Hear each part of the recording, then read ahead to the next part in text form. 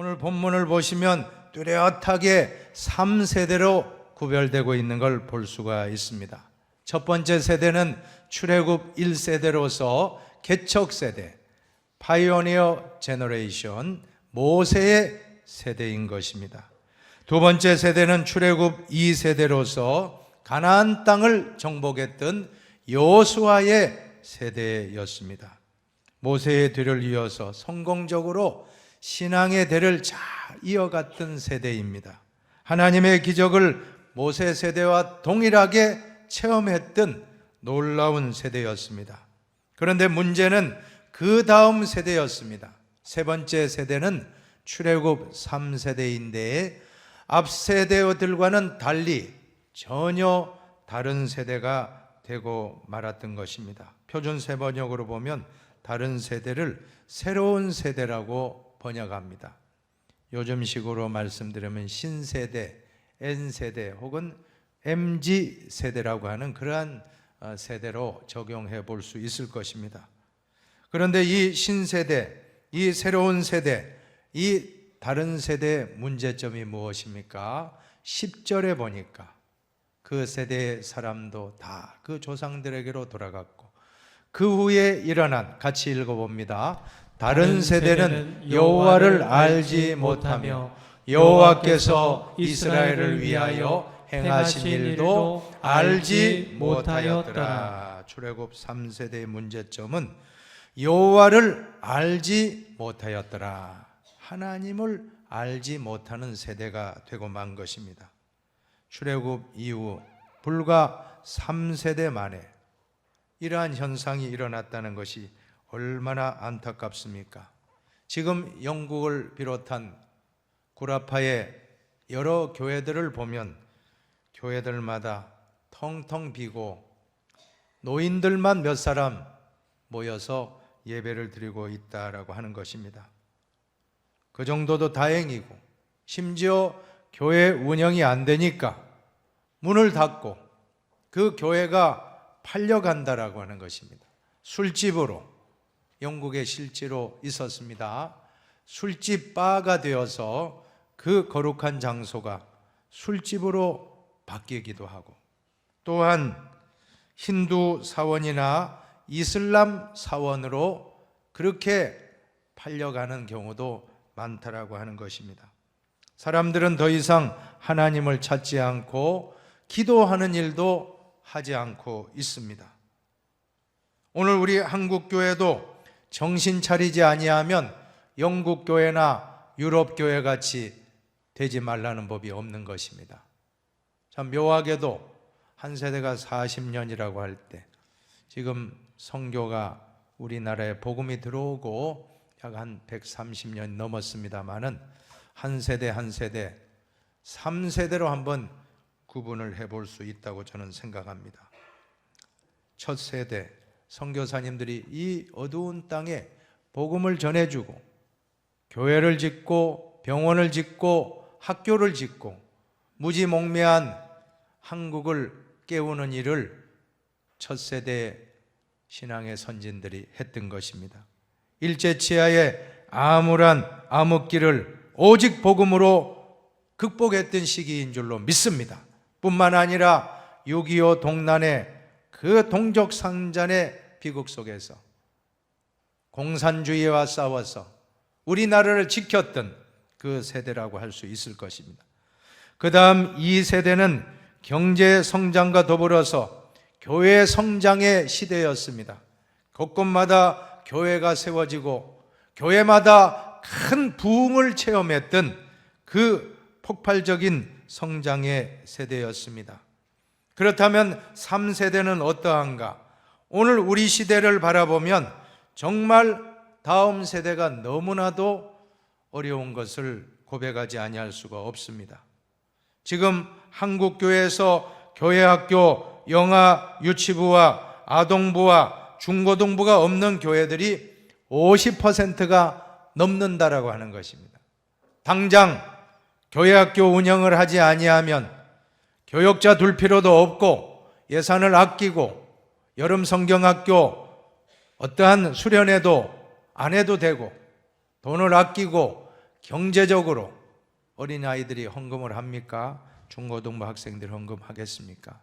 그러니까 경제 논리로 생각하면 그것이 옳다라고 할 수 있겠지만, 만약에 교회 학교 없는 교회는 10년 후, 20년 후, 30년 후에는 그 교회는 아무도 없는 텅텅 비는 그러한 교회가 되고 말 것입니다.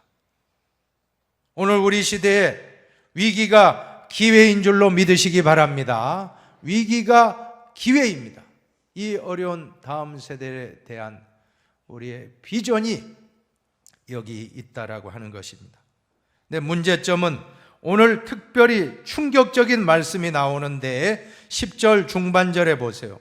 다른 세대는 제3세대입니다. 출애굽 3세대는 여호와를 알지 못하였다라는 말씀이 나옵니다. 이해가 되십니까? 여러분, 이 말씀을 단순히 여호와를 지식적으로 피상적으로 아는 것이 아니라는 걸 아셔야 됩니다. 아마 부모로부터, 할아버지로부터, 할머니로부터, 부모 세대로부터 하나님에 대해서 들어서 알았을 것입니다. 그러나 문제는 하나님을 체험하지는 못했다는 말씀입니다. 히브리어로 안다라는 단어는 야다인데, 부부가 서로 깊은 관계를 맺는다 할 때 안다라는 단어를 씁니다. 창세기 4장 1절에 보면 아담이 그의 아내 하와와 동침하며 하는 단어가 바로 야다입니다. 아담이 그의 아내 하와와 알매, 동침한다는 것이 그런 의미입니다. 안다라고 하는 것이 머리로 아는 지식이 아니라 은밀한 부분까지 깊이 체험하는 지식이 바로 히브리어 단어의 안다라고 하는 야다입니다. 그러므로 우리 자녀들에게 하나님을 피상적으로 가르칠 것이 아니라 정말로 우리 자녀들이 하나님을 인격적으로 만나고 예수님을 인격적으로 만나고 체험할 수 있도록 우리 부모님들은 다시금 자녀들에 대한 교육 모든 부분을 점검해야 될 때인 줄로 믿습니다. 기독교는 체험의 종교입니다. 기도의 능력을 체험해야 될 줄로 믿습니다. 성령의 능력을 체험해야 될 줄로 믿습니다. 하나님의 능력을 체험해야 될 줄로 믿습니다. 한 번만 체험하게 되면 떠나지 않습니다. 그런데 불행하게도 출애굽 3세대는 하나님을 체험하지 못한 세대가 되니 알지 못하였다는 말을 쓰고 있는 것입니다. 미국 교회를 진단한 한 권의 책이 있습니다. 교회 성장학자인 조지 바너라고 하는 분이 쓴 책인데, 주전자 속의 개구리, The Frog in the Kettle. 캐틀이라고 하는 것은 주전자, 프락이라는 것은 개구리입니다. 개구리를 주전자에 넣고 서서히 열을 가열하면, 개구리는 너무 좋아서 여러분 목욕탕 가가지고 미지근한 물에 딱 담그면 얼마나 좋아요. 그렇게 자기가 죽어가는 것도 모르고 서서히 온도를 높이면 그 자리에서 그냥 개구리가 죽는다는, 갑자기 뜨겁게 하면 펄쩍 뛰어서 나오는데 서서히 가열을 하게 되면 그냥 거기 안주하다가 죽고 만다는 것입니다. 미국 교회의 경고 등을 이 책이 참 분석한 내용이라고 저는 생각합니다. 그런데 오늘 우리 한국 교회도 정말로 무사한 일에 빠져서 너무나도 편안하게 신앙생활하고 더 이상 기도 생활을 하지 아니하고 새벽을 깨우지 아니하고 철야하지 아니하고 영적 무장을 하지 아니하고 느슨하게 있다 보면 우리도 모르는 사이에 주전자 속에 있는 개구리와 같이 우리는 서서히 죽어가고 있다는 것입니다. 영적으로 죽어가고 있습니다. 우리 다음 세대도 우리가 모르는 사이에 서서히 지금 약화가 되고 큰 위기 상황이 왔습니다. 오늘 이 시간 위기를 기회로 삼고 오늘 말씀을 통해서 몇 가지 다음 세대를 살리는 방안을 찾아보고자 합니다. 먼저 첫 번째로는 다음 세대를 위하여 울어야 한다는 것입니다. 4절에 보면 여호와의 사자가 이스라엘 모든 자손에게 이 말씀을 이르며, 같이 읽어봅시다. 백성이 소리를 높여 운지라. 백성이 소리를 높여 울었다라고 말씀합니다. 신명기 26장에도 보면 이스라엘 백성이 애굽에서 큰 종살이 노예살이 고통을 받을 때 하나님께 부르짖었다고 말씀했습니다. 울부짖었다고 했습니다.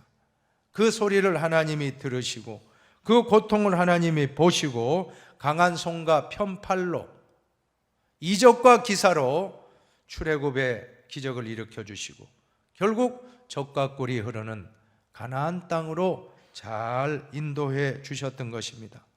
히스기야 왕이 죽을 병에 걸려 죽게 되었을 때 벽을 향해 눈물을 흘리며 통곡하며 기도했을 때 하나님이 기적을 일으켜 주셨습니다.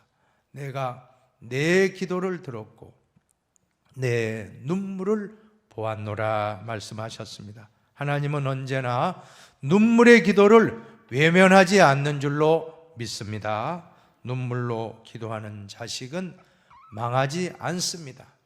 다음 세대를 향하여 우리 교회가 눈물로 기도하는 교회가 되기만 한다면 희망이 있는 줄 믿습니다. 지금이라도 늦었다라고 생각할 때 준비하면 위기는 기회가 될 줄로 믿습니다. 잘 심으면 심은 대로 거둡니다.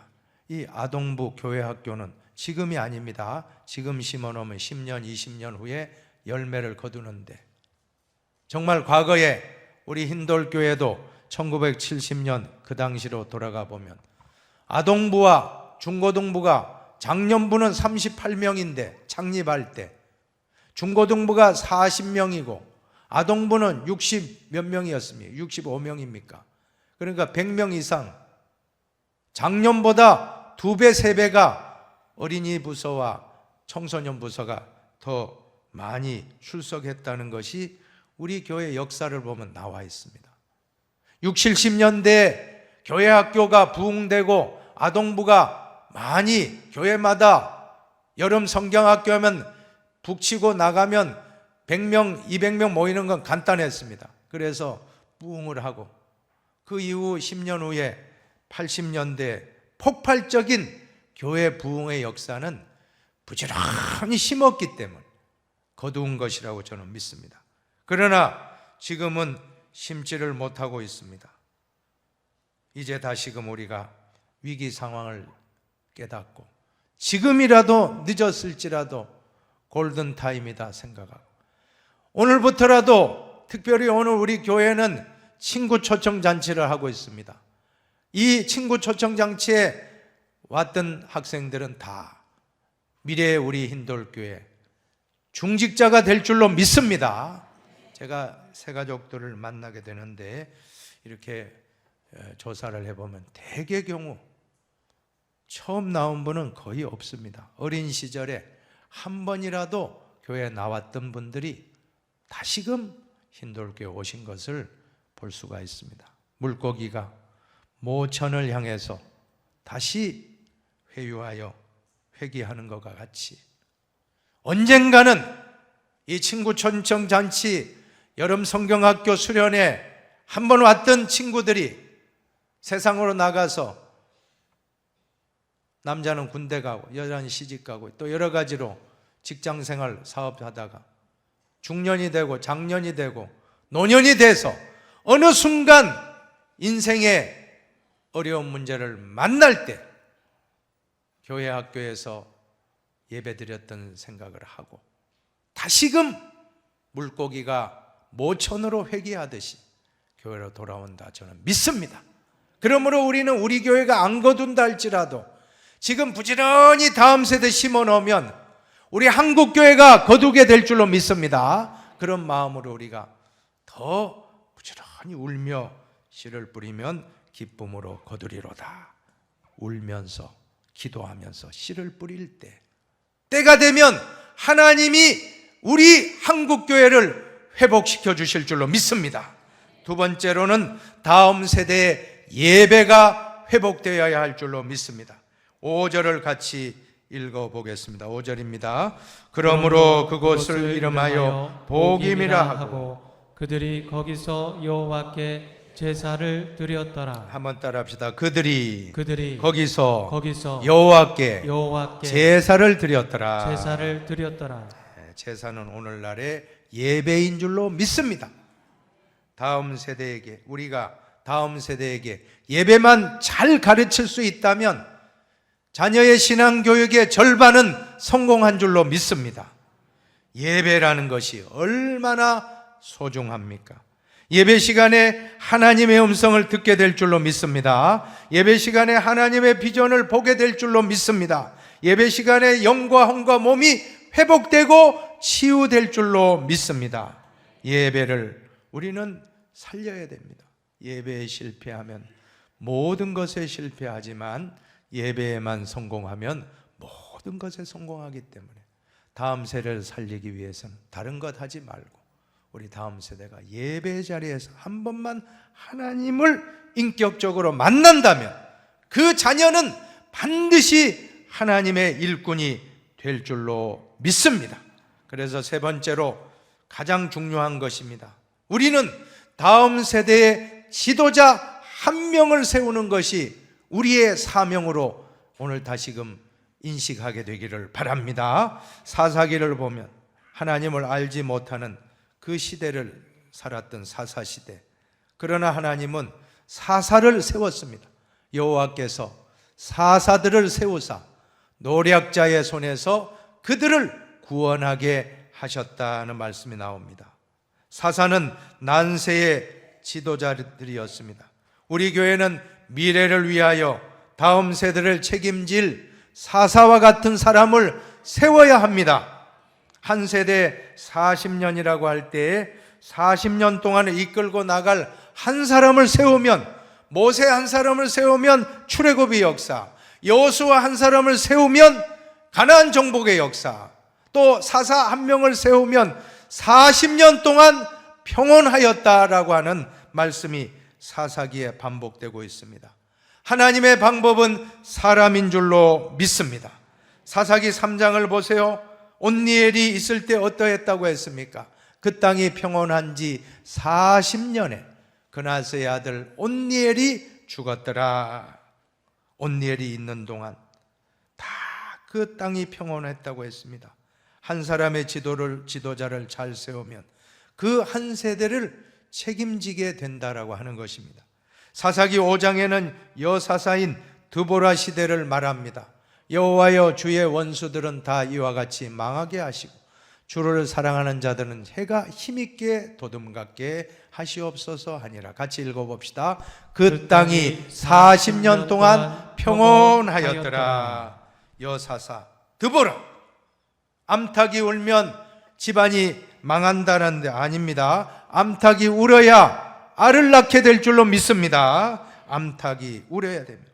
우리는 그동안 여성들을 너무나도 소외시켰습니다. 무시했습니다. 안 됩니다.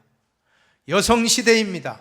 오늘 이 시대는 바야흐로 여성의 시대가 온 줄로 믿으시기를 바랍니다. 여성들이 근데 너무 좀 세지더라고요. 제가 인터넷에 보니까 유머가 있어서 좀 소개하면, 남자가 여자에게 맞는 일이 있다는 거예요.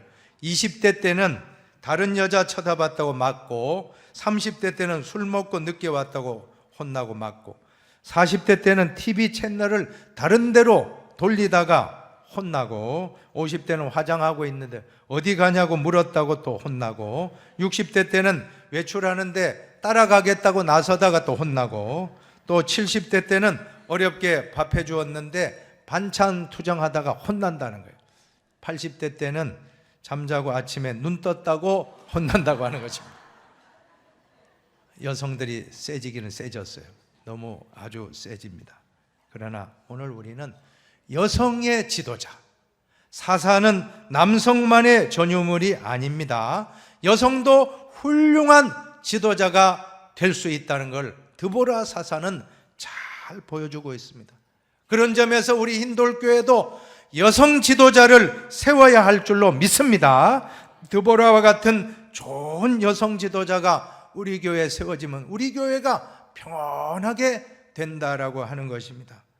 또 기드온을 보세요. 사사기 8장 28절을 읽습니다. 미디안이 이스라엘 자손 앞에 복종하여 다시는 그 머리를 들지 못하였으므로 기드온이 사는 40년 동안 그 땅이 평온하였더라. 정확하게 한 사람의 지도자를 잘 세워놓으면, 우리 교회가 지금 영아, 유치부, 초등부, 소년부, 중등부, 고등부에서 한 사람의 전 지도자를 발굴해 세우면 40년 한 세대가 평온해지는 역사가 있을 줄로 믿습니다.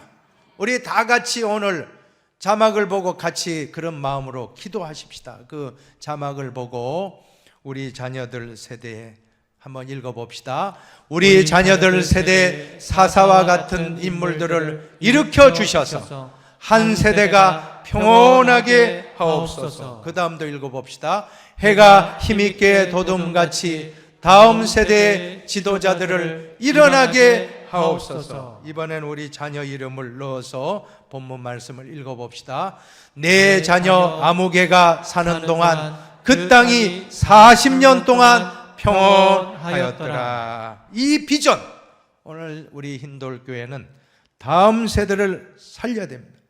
어떤 목사님들 가운데서는 다음 세대는 헌금도 하지 않고 다음 세대는 무조건 밑빠진 독에 물 붓기인데 왜 해야 됩니까? 아닙니다. 해야만이 우리의 10년, 20년, 30년 후에 미래가 있는 줄로 믿습니다. 우리는 한 명을 키웁시다. 모세 같은 지도자 한 명 세우고, 여호수아 같은 지도자 한 명 세우고, 사사와 같은 온니엘, 드보라, 기드온과 같은 분 한 분만 세우면 40년을 지탱하는 힘이 있다는 걸 믿고 우리 모두가 다음 세대를 향한 큰 꿈과 비전을 새롭게 하시기를 축원합니다.